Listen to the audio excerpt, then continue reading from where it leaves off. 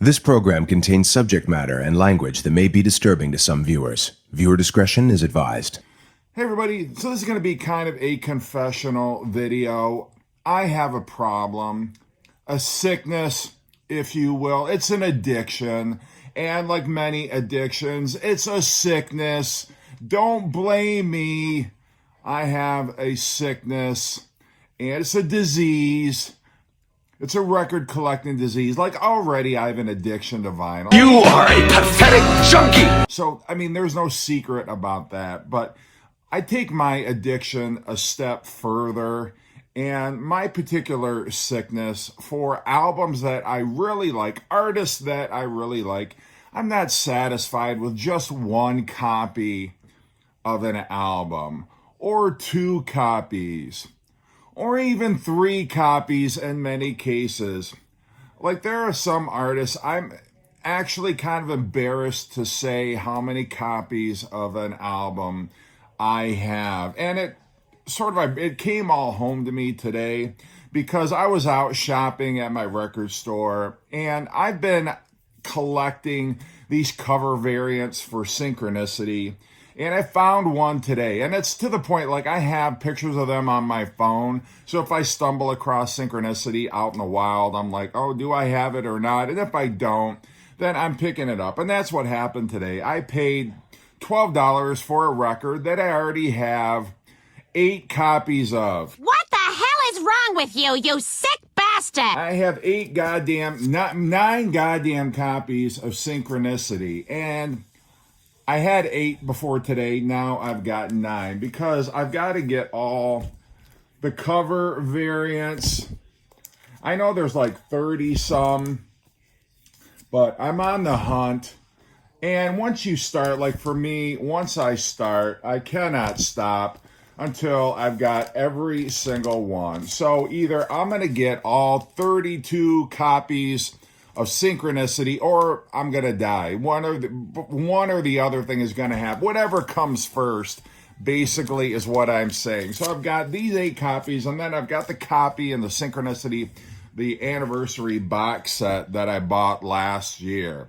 And I don't know why, like, not one sounds better than the other. I guess it's just part of me. Like, I grew up collecting baseball cards, and I used to get the stickers, like baseball stickers. I collected football cards, baseball cards, and I had them in like the little sleeves where you could see you had all the teams. I mean, and it was Star Wars cards. I collected Star Wars cards, and then they came out with Beatles trading cards, and I was collecting those. Like anything I can, for as long as I can remember, anything that I could find an excuse to collect, I would collect. And so that's where it's gotten for my record collection. So I just thought I would show a video just to expose my illness that I have. And I was chatting over text with some of my friends, Chris and Gary and Aaron and Josh, just about, and Chris had bought a mono copy of Monkey's Headquarters, and I was thinking like, oh yeah, he asked if I had it. I'm like, yeah, as a matter of fact, I've got like 4 copies of Headquarters, which is ridiculous. But anyway, so I'll show that one too. But so this video is just going to be me showing multiple copies of some of my favorite records, Synchronicity being one of them. So if it's not embarrassing enough to have 9 copies of Synchronicity, I have 11 copies, 11 goddamn copies of Sgt. Pepper. And I can't even tell you necessarily why I have so many. So this is the stereo copy from the stereo box set, the 2009 remasters that they did. This is the mono copy from my mono box set from 2009. This is the remix, the Giles Martin 50th anniversary remix. This is a late 1970s pressing, purple label, capital pressing of Sgt. Pepper. This is a sealed copy with the hype sticker that Aaron gave me last year, sealed. And that's why I have two. It's a purple Capitol label, late 70s. This is the orange Capitol label.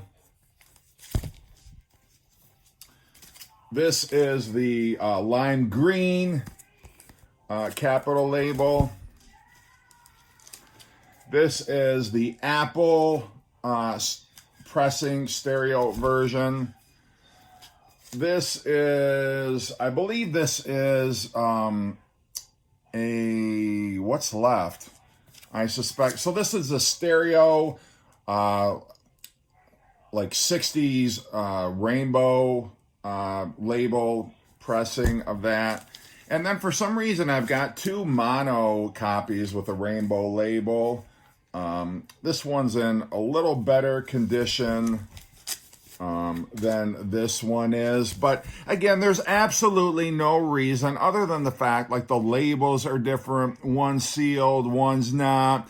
One's from this box set, one's from that box set. But it's really unnecessary. And there are times when I'm like, you know, you complain about not having room.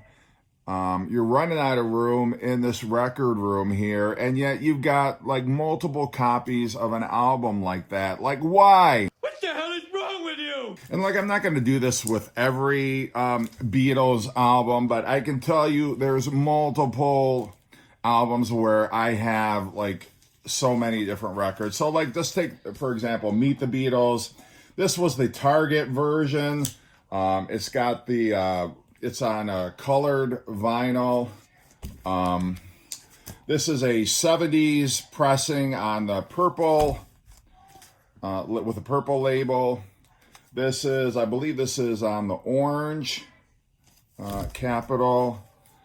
I don't know what label this is. Anytime I find Meet the Beatles, if it's in good condition, I pick it up. I suspect this is also, this is either like an 80s black label, black rainbow label, or the purple label. This is a mono copy on the rainbow label. This is a stereo copy, and then I've also got a mono copy with the Capitol 1964 Capitol albums box set. So just like right there, that's 7 copies of Meet the Beatles that I have. And I could say the same, like the White Album, I think I've got like 8 copies of the White Album. It's just like 5 or 6 copies of Beatles 65. It's just gotten out of hand. So that's the Beatles anyway. But Beach Boys Today, this is a mono copy on the black rainbow label. This is a duophonic stereo version of that. This is a copy. This is an import, a UK import that Aaron gave me. Looks a lot like those Beatles, the Parlophone UK records here on the back. This is a this 180 gram Capitol. I don't know what year this came from, but it's like a limited edition when they were repressing some of these. And then this is the same album. I mean, the artwork is basically the same, but this is a 70s press. They renamed it Dance, Dance, Dance. They took like Bull Session with Big Daddy off of here, and In the Back of My Mind is also not on here, but every other song, track listing, and everything conforms to the today. So technically, it's the same record. So I've got that. And then Thomas Dolby, The Golden Age of Wireless. I'm not sure exactly what this is. I think this is, I don't know what this is. This has got a different cover. It's a different track listing. I don't know if this is like an early US version or UK version of The Golden Age of Wireless. This is a recent repress within the last couple years. This is a copy in the shrink with the hype sticker.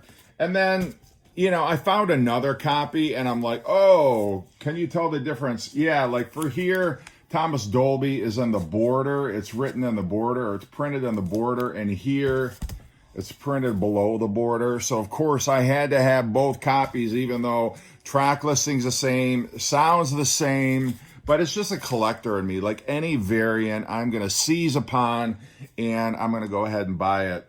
Another one of my all-time favorite albums is Who's Next, and I've got 4 copies of that, which isn't too bad, I guess. This is a copy that is on the Track Records label. This is one on MCA, and my dad had the MCA version. That's a version that he used to play when I was growing up. And then there's a remastered version from, I don't know, just like a couple years ago. So I have that. And then they came out with these half speed masters, Abbey Road Studios.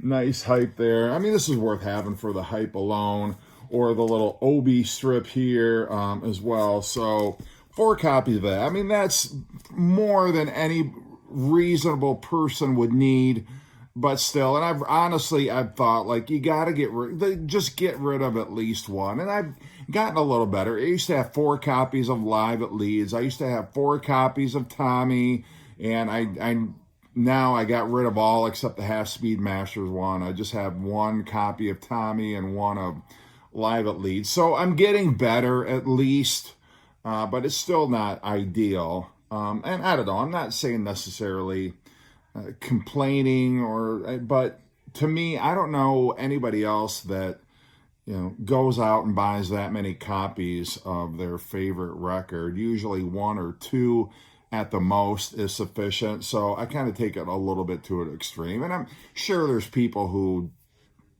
have even more than what I have copy-wise. So anyway, that's my video. Just wanted to kind of throw that out there. What do you think? Is it ridiculous, or do you understand the rationale that I have? And I'm not even talking cassettes and CDs. Like Led Zeppelin, I've got 3 CD copies of all of their studio albums. The Rolling Stones, I've got multiple copies of some of their stuff. I'm just strictly talking vinyl for this video. So thanks for watching. Hope you're doing great. Have a great weekend and take care.